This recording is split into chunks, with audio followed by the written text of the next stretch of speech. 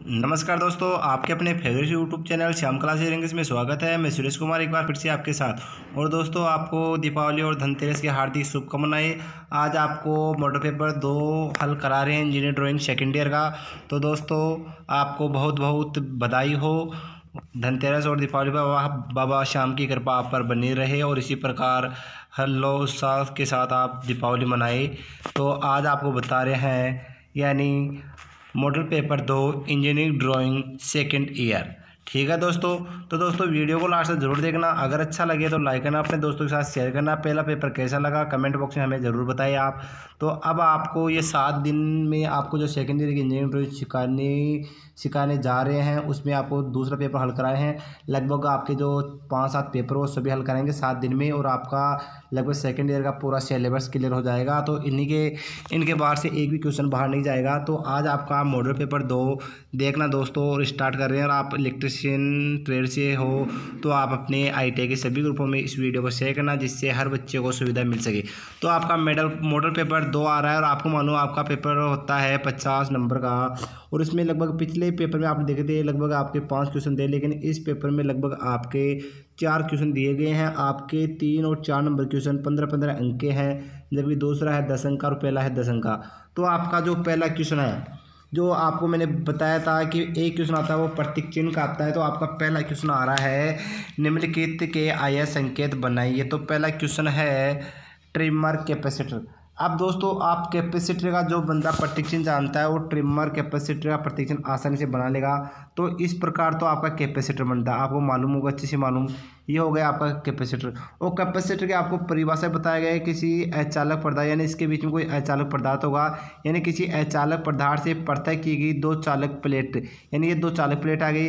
तो किसी अचालक पदार्थ से पृथक की गई 2 चालक प्लेटों के बीच में वैद्युतिक आवेश को एकत्रित करने की जो प्रक्रिया होती है उसे कैपेसिटर कहते हैं। तो अब इसका प्रतीक चिन्ह देखते हैं। तो इस प्रकार आपके 2 ये आ गए, प्लेटें आ गई, और इनके बीच में से इस प्रकार जो ये ट्रिमर लगा होता है तो उसे बोलते हैं ट्रिमर कैपेसिटर। तो दोस्तों, आपका मेरे हिसाब से इसमें किसी प्रकार की दिक्कत नहीं है। तो पहला आपका ट्रिमर कैपेसिटर काफ़ी अच्छा प्रतीक चिन्ह है, काफ़ी बार एग्जाम पूछा गया है और ये पूछा भी जाएगा जो आपको हल करा रहे हैं। आगे दूसरा नंबर है आपका डायक, यानी आपका डायक किस प्रकार होता है। तो इस प्रकार ये बनाइए आप, जिस प्रकार कैपेसिटर इस प्रकार ये थे। अब इसमें इस प्रकार 2 डायोड लगा होता है, एक डायोड इधर और एक डायोड इधर। इसके बाद इसके बीच में से इस प्रकार ये रेखा गुजर जाती है, और इसको एक वर्ताकार बंद आकृति में बंद कर दिया जाता है। तो इसको बोलते हैं, इस सिरे को M1 और इस सिरे को बोलते हैं M2। तो इस प्रकार आपका ये हो गया डायक का प्रतीक चिन्ह। आगे बात करें तीसरे नंबर का, तो यह आपका यूनि जंक्शन ट्रांजिस्टर। तो यूनि जंक्शन ट्रांजिस्टर में इस प्रकार करके इस प्रकार ये आ गई, इस प्रकार रेखा ये आ गई आगे इसके बाद में इस प्रकार आगे लेते हुए इसको नीचे की तरफ ले आएंगे और एरोड में इस प्रकार ये बना देंगे। अब इनके नाम लिख दो कि ये तो हो गया आपका बेस 1, ये हो गया आपका बेस 2, यानी B2 को बेस 2 बोलते हैं, और ये आपका इधर वाला सिरा हो गया, यानी आपका ये सिरा है, ये क्या आपका एमीटर। तो इस प्रकार ये आपका तीसरा प्रतीक चिन्ह क्लियर हो गया। चौथा आपका टेकोमीटर, यानी इसे बोलते हैं स्पीडोमीटर, जो स्पीड मापते हैं, और स्पीड n यानी राउंड पर मिनट में आते हैं, उसे n से दर्शाया जाता है, यानी कितने संख्या होती है, कितने RPM या किस प्रकार क्या होता है। अगला क्वेश्चन है, काफ़ी अच्छा क्वेश्चन है, सामान्य फिल्टर परिपथ। तो फिल्टर परिपथ पूछ रहा है सामान्य। तो सामान्य फिल्टर पर AC का चिन्ह दर्शा दो, इसके बीच में इस प्रकार ये लगा दो, और इसके किसी अगर बॉक्स में बंद करना चाहो तो आप बंद भी कर सकते हो या खुला छोड़ दे, कोई दिक्कत नहीं इसमें। अगला क्वेश्चन आपका शंट वार्निंग। अब दोस्तों, आपको वार्निंग वाली, यानी आपकी DC मोटर से पहले प्रतीक चिन्ह कराए थे, उसमें वार्निंग बताए थे। यानी जैसे आपकी एक आती है कंपनसेटिव, उसमें 1 टर्न आता है, फिर आती है सीरीज वार्निंग, उसमें 2 टर्न आते हैं, फिर बताइए आपको शंट वार्निंग में 3 टर्न आते हैं। अब इनके सिरों को अलग अलग दर्शा दे, तो जिसमें अधिक टर्न होते हैं वो आपकी शंट वार्निंग होती है, यानी पतले तार अधिक टर्न होते हैं। तो आपकी शंट वार्निंग में लगभग आप इस प्रकार ये दर्शा सकते हो, और इन सिरों को हम किससे दर्शाएंगे, E1 व E2 से दर्शाएंगे। ये दर्शाओगे तो आप अच्छा रहेगा, एग्जामिनर को किसी प्रकार की दिक्कत नहीं आएगी समझने में। आगे अगला है आपकी दीवार से जुड़ा लैंप, यानी दीवार से जुड़ा लैंप पूछ रहा तो ये आ गया आपकी दीवार, और दीवार से इस प्रकार ये लैंप जोड़ दो, तो दीवार से जुड़ा लैंप आपका ये आ गया। अगले क्वेश्चन की बात करें दोस्तों, अगला क्वेश्चन आपका एग्जॉस्ट स्विच। दोस्तों ये क्वेश्चन थोड़ा गलत है, ये एग्जॉस्ट स्विच नहीं है, एग्जॉस्ट पंखा जरूर होता है। तो ये आपका एग्जॉस्ट पंखा है, इसमें कंफ्यूज मत हो जाना।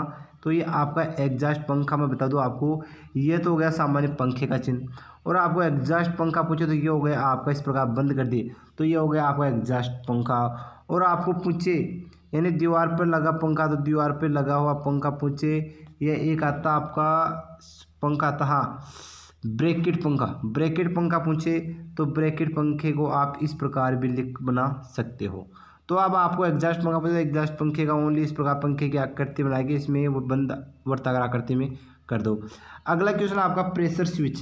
तो दोस्तों स्विच आपका वन वे स्विच होगा, लेकिन इसमें प्रेशर का पूछा तो इस स्विच के पर आप पी लिख दो, तो पी मतलब क्या हो जाएगा, ये प्रेशर स्विच, और इस टर्मिनल से इसको टच कर दो तो ये हो गया आपका प्रेशर स्विच। अगले क्वेश्चन की बात करें, लास्ट आपका रियोस्टेटिक स्टार्टर। तो रियोस्टेटिक स्टार्टर देखो दोस्तों, एक बार आपको ये मैं बता दूं कि स्टार्टर का नाम आते ही आप इस प्रकार के मैसेज की तरह आकृति बनाओगे इस प्रकार, ठीक है दोस्तों। और अब इसमें आपको अगर रियोस्टेट पूछा यानी परिवर्तनशील प्रतिरोध वाला, तो इसमें इस प्रकार ही आ जाएगा। तो ये आपका रियोस्टेट स्टार्टर है। इसके अलावा आपके लगभग ये 5-7 प्रकार के स्टार्टर है, जिसमें आपके auto transformer starter, starter starter, सभी स्टार्टर ये जो इस प्रकार के स्टार्टर इस प्रकार के मैसेंजर आकृति बना के इसमें आपको ये दर्शान के आना है दोस्तों।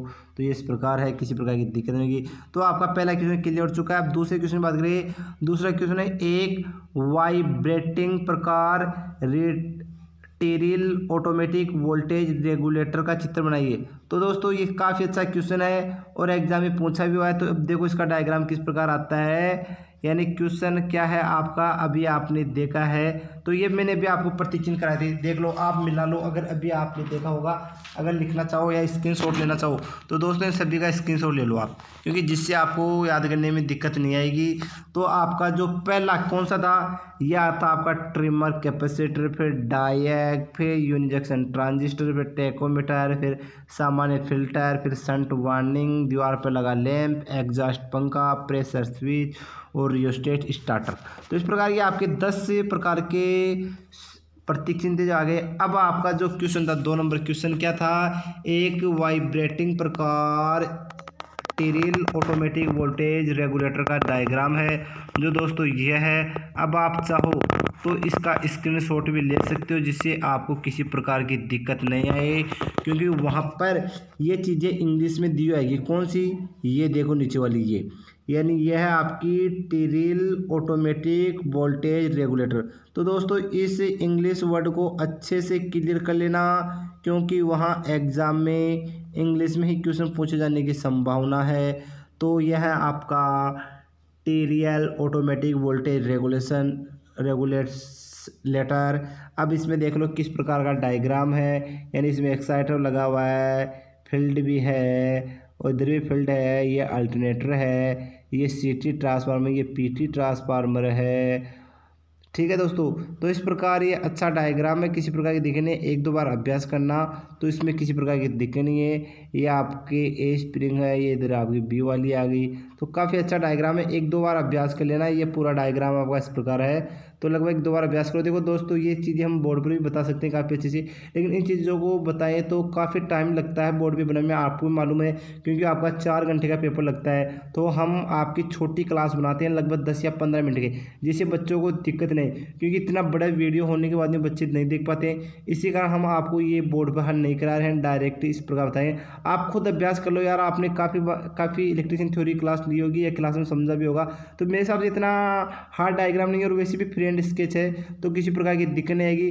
तो अब आपका 2 नंबर क्वेश्चन होगा, तीसरा नंबर का क्वेश्चन है, ये काफ़ी अच्छा क्वेश्चन है दोस्तों, इसको क्लियर कर लेना आप दोस्तों। 15 नंबर का क्वेश्चन है, एग्जाम में लगभग 3 या 4 बार पूछा भी जा चुका है। कौन सा, 1-3 फेज, हाँ 1-3 फेज 24 स्लॉट 4 पोल संपूर्ण कुंडली वाइंडिंग की डिस्ट्रीब्यूशन प्रकार के सिंगल वाइंडिंग प्रकार विकसित आरेख बनाइए। काफ़ी महत्वपूर्ण, काफ़ी मोस्ट क्वेश्चन है, पिछली बार एग्जाम में नहीं पूछा गया है, अब की बार 100% गारंटी है। लगभग देख लेना, ये क्वेश्चन वार्निंग वाले लेसन में पूछ जाएगी। और आपकी 2-3 वार्निंग है, सिंप्लेक्स वार्निंग और आपकी लेप और वे वार्निंग, उनमें से क्वेश्चन पूछा जाता है। तो आपको बहुत ही जल्द आपकी जो क्वेश्चन वो है लेप और वेव वार्निंग, लेप और वेव वार्निंग ये भी हल करा देंगे। तो लैंप इस वार्निंग वाले लेसन में आपको किसी प्रकार की दिक्कत नहीं। लेकिन दोस्तों इस क्वेश्चन को काफ़ी अच्छे से आप अभ्यास करना या देखना। तो यह है आपकी 24 स्लॉट 4 पोल कुंडल वार्निंग। तो इसमें दोस्तों देखो, ये आपके नीचे वाली कनेक्शन है, जो ये कनेक्शन आपको करने सीखने हैं दोस्तों। तो दोस्तों इतना हार्ड भी नहीं है और किसी प्रकार की दिक्कत भी नहीं है। तो आप अब आगे देखो दोस्तों।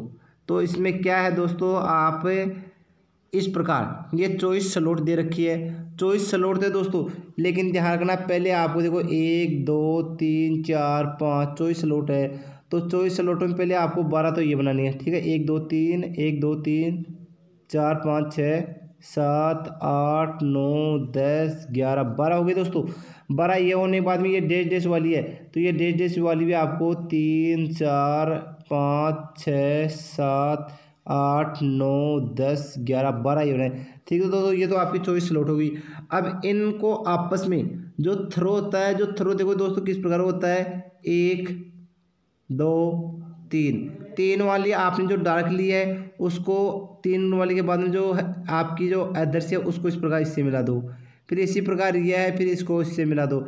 यानी आपको ये अभ्यास 1-2 बार करोगे तो किसी प्रकार की दिक्कत नहीं आएगी। क्योंकि दोस्तों इसमें थोड़ा टाइम लगता है, मैं ये नहीं कहता है कि बनेगा नहीं, आसानी से बन जाएगा। तो आप इसका लगातार अभ्यास करोगे तो आसानी से बना लें। तो दोस्तों ये आप आसानी से कर लेना, मेरे हिसाब से किसी प्रकार की दिक्कत नहीं है। तो इसके बाद में इतना काम करने के बाद में आगे मैं आपको बता दूं कि इनका कनेक्शन है, इसका पहले से कर दो, इसका दूसरे से, इसका तीसरे से कर दो। फिर इसके बाद में यहाँ पर इसको आप 5 से कनेक्शन करो, इधर पीछे से पहला फिर तीसरा ये कनेक्शन होगा। अब इस पहले का किससे हो गया, इस पहले का इस दूसरी वार्निंग के अदर्शे कैसे हो गया, इनका कैसे। देखो दोस्तों 1-2 बार अभ्यास करोगे कर लोगे, क्योंकि टाइम में काफ़ी लंबा वीडियो बन जाता है, इसी कारण हम आपको बोर्ड पर बता नहीं पा रहे हैं पेपर हल कराने के लिए। हाँ आपको क्वेश्चन जरूर हल कराए हैं। अब लास्ट का आपका क्वेश्चन है, एक 3 फेज इंडक्शन मोटर का जोंगिंग इंचिंग ऑपरेशन का पावर व कंट्रोल है। यानी जोंगिंग या इंचिंग क्या होता है, यानी छोटे से समय के लिए मोटर को जांच करने के लिए एक सर्किट बनाया जाता है, यानी ऑन ऑफ किया जाता है, तो उसे इंचिंग या जोंगिंग बोलते हैं। तो इसका भी काफ़ी अच्छा क्वेश्चन है दोस्तों ये, और देख लो आपका लास्ट क्वेश्चन है। तो इसका भी आप 1-2 बार अभ्यास करोगे तभी बन पाएगा दोस्तों। तो इसमें देखो आपके 1 2 3 लाइन आ गई। 3 लाइन आने के बाद में आपकी जो ये है 3 पोल MCB, तो इसकी 3 पोल MCB तीनों फेजों में लगी हुई है। फिर आपकी ये OLC पहले लगेगी आपकी MCB यानी मिनी सर्किट ब्रेकर, फिर OLC ऑल लोड रिले ये लगी। इसके बाद में आगे दे रखी है दोस्तों आपकी ये कॉन्टैक्टर। तो इसके बाद में ये होने के बाद में आपकी ये मोटर आ गई। मोटर का ये आपका पावर डायग्राम है, इधर वाला सर्किट कंट्रोल डायग्राम, यानी ये यहाँ पर तो पावर आ गई, यहाँ पर इधर से आप कंट्रोल कर सकते हो दोस्तों। तो कंट्रोल करने के लिए क्या करेंगे आप, MCB लगेगी। MCB के साथ साथ आपको मालूम है ये आपकी MCB है, MCB के बाद आपकी OLC भी लग रही है। स्टार्ट यहाँ से किया जाता है इसको, फिर आपके कंट्रोल आ गई, ये न्यूट्रल आ गया। तो इस प्रकार ये आप कर सकते हो। तो दोस्तों इसका 1-2 बार अभ्यास करो, किसी प्रकार की दिक्कत नहीं। ये पावर सर्किट, ये कंट्रोल सर्किट, यहाँ से आप अच्छे से इसका स्क्रीनशॉट ले लो और 1-2 बार अभ्यास करना। देखो ले लो, एक तो दोस्तों ये ले ले स्क्रीनशॉट। इसके बाद मैं थोड़ा ऊपर कर देता हूँ और ये नीचे वाला डायग्राम इसका ले लो। ये पूरा लेने के बाद आप कापी में 1-2 बार अभ्यास करो, किसी प्रकार की दिक्कत नहीं आएगी। तो दोस्तों आज के लिए बस इतना ही। अगर आप पेपर की स्क्रीनशॉट लेना चाहो तो ये ले लो, और ज़्यादा मैं आपको नहीं बता दूं कि इसकी PDF फाइल चाहिए तो आप डिस्कशन में जाकर देख लेना, किसी प्रकार की दिक्कत नहीं आएगी। तो दोस्तों आज के लिए बस इतना ही, फिर अगले वीडियो में मिलते हैं।